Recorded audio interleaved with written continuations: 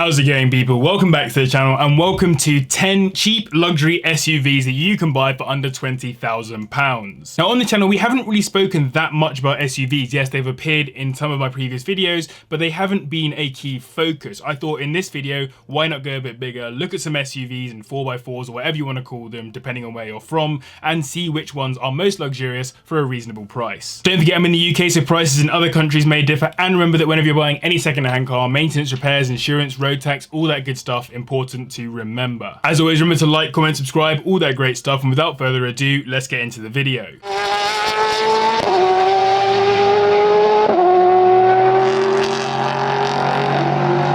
Let's kick it off with the Land Rover Discovery Sport, which took over from the Freelander in the Land Rover lineup. They did this to move away from the Freelander brand, which was plagued with memories of unreliability, whereas the Disco has always been considered in a more positive light. It hosts a 2-litre turbo diesel inline-4, which puts out 177 brake horsepower and does 0 to 60 in a lowly 9.8 seconds, making it the slowest car on this list, which doesn't really match the sport in the name, but whatever. The car kicked off the new generation of Discoveries more broadly as a sort of sub-brand, with the standard Disco being slightly larger. In terms of luxury, there are loads of great options, like a nice panoramic glass sunroof, powered boot, a mad central console with a bunch of modern features, decent materials throughout, and 7 seats if you want to bring more friends along for the ride. I've been off-roading in one of these, and it somehow manages to keep its luxury feel off-road as well as on-road, which is pretty cool. On reliability, these are pretty sketchy though, and I know someone who genuinely had theirs sitting with Jaguar Land Rover being fixed for longer than he actually spent with it on the driveway due to electrical issues. There are a bunch of recalls relating to this car too, which definitely makes me question the build quality. Irrespective, 2015 examples are available for around £12,000 with high mileage,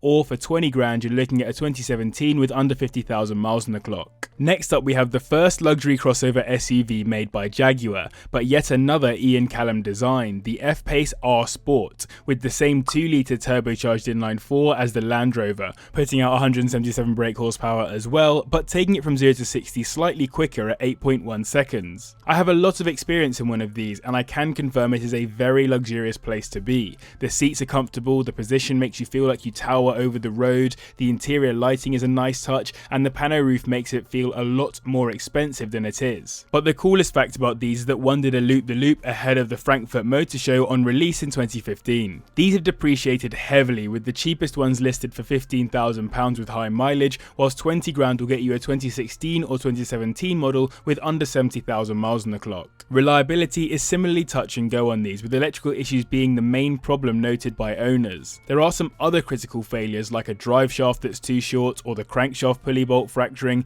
but honestly it seems like a tale of two cities. Some owners have no issues, others have a bunch. I actually really like these though, and genuinely can't believe how much they've depreciated. In 8th we have the Alfa Romeo Stelvio, with the 2.2 litre turbo diesel inline-4 engine, putting out 177 brake horsepower again, but managing 0 to 60 in 7.4 seconds. This was only released in 2016 and is named after the famous Stelvio Pass in Italy, which is a stunning road I hope to experience one day, although not gonna lie, probably in something more punchy than a Stelvio. It's Alfa's first production SUV, though it shares its platform with the Giulia, so they've brought about a similar modern Alfa interior, which on the one hand does look very nice, with a nice use of colours and leather, but to be honest, some of the materials do seem quite cheap, particularly in the lower spec examples. Overall, it's a much more interesting place to be though than many other SUVs, plus it's an Alfa, which is personally all I need to hear. These have only just dropped below the £20,000 mark, being so new and still with relatively low miles, so I'd expect to pay up to £25,000 for one of these,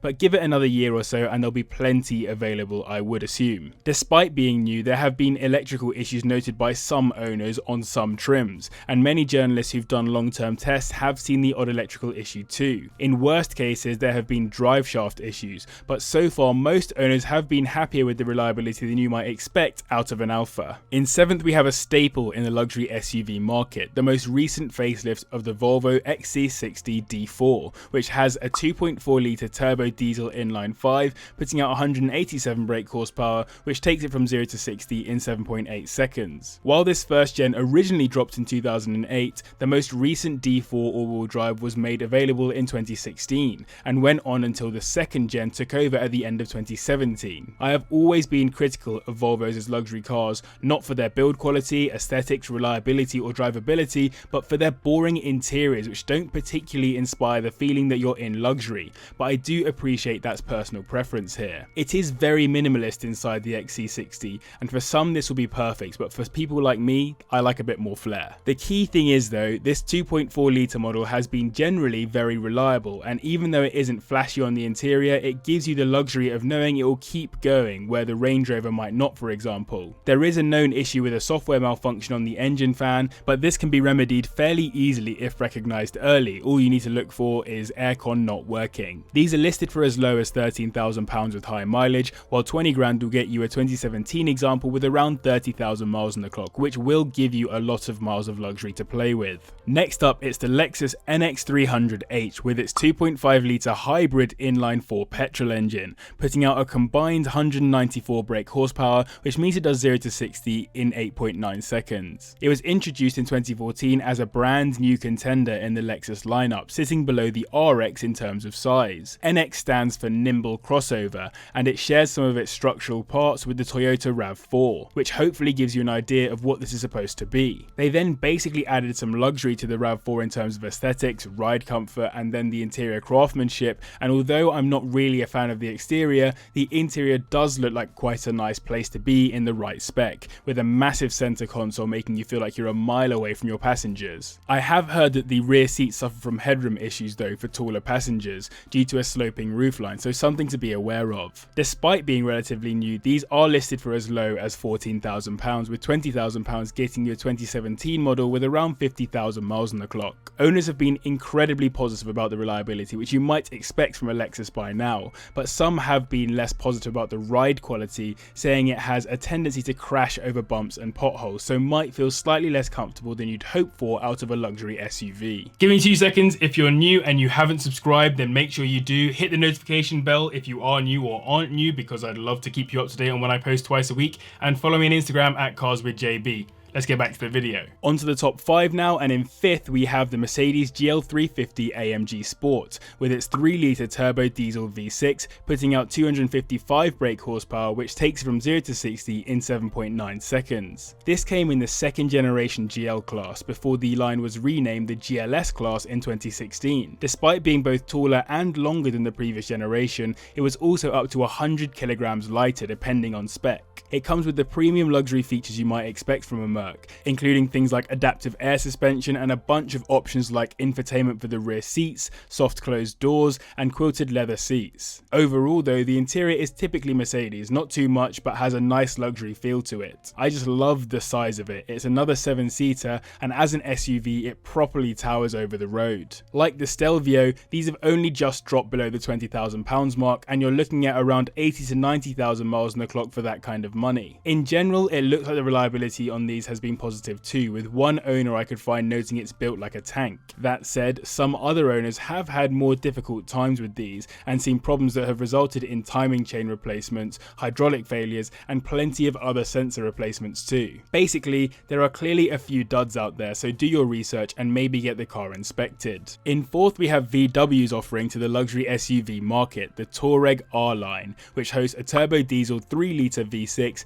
putting out 258 brake horsepower, which takes from 0 to 60 in 7.1 seconds. This is the 2nd generation Touareg, and it came with a world first for cars, the glare-free high beam, which automatically skirts around cars to try not to blind oncoming drivers if you forget to turn the beams down. The R-Line with this engine came following the 2015 facelift, which wasn't just aesthetic. A bunch of additional features were upgraded, like the cruise control, suspension, and even the services on the infotainment system. I would mention though that despite being built for the luxury SUV market, the interior is pretty standard VW, just upscaled to match the size of the car. That's not necessarily a bad thing, but it's not hugely exciting either. With high mileage, you'll find these listed for around £16,000, but for £20,000 you're looking at a 2016 model with around 50,000 miles on the clock. Overall, these are generally reliable, but there was one major flaw spotted by many owners, which has led to some pretty serious issues. If you're unlucky after a car wash or driving often in heavy rain, these have been known to get irreversible engine damage damage from ingesting water through the air filter. VW have not solved this issue, so if you get one, make sure the drain hole under the car by the air filter is not clogged, and if you're confident, I've heard of some owners removing the rubber drain plug altogether. An annoying issue on what would otherwise be quite a nice SUV. On to designer's favourite now, the BMW X6, specifically the 40D with its 3-litre turbo diesel inline 6, putting out 301 brake horsepower, which takes the car from 0 to 60 in 6.5 seconds. It was built to combine large SUV styling with coupe features like the sloping roof, and originally people were dubious about where it sits in the car market, yet it sold very well. And even though it comes from an arguably less interesting period of BMW interiors, it's still actually not bad inside in the right spec. I still personally think their wood vinyl is pretty horrible, but many of the other trims are actually quite nice and executive, and the steering wheel is pretty good too. However, owners do note that despite its external size, the interior is surprisingly tight. I can confirm it's not massive on the interior from personal experience, but I wouldn't say it's small inside. One of these will set you back around 13 grand at the bare minimum, and £20,000 will get you a 2014 example with around 60,000 miles on the clock. The big problems owners have noted with these have been mostly electrical, relating to starting, air conditioning, the sat-nav and battery life. The engine on the 40D, from what I can see on forums, is generally praised for its reliability and also for its power. If I had one of these, I would not be able to drive it without having Panda on repeat though. Just missing out on the top spot, we have the Audi SQ5, which puts out 308 brake horsepower from its 3-litre twin turbocharged diesel V6,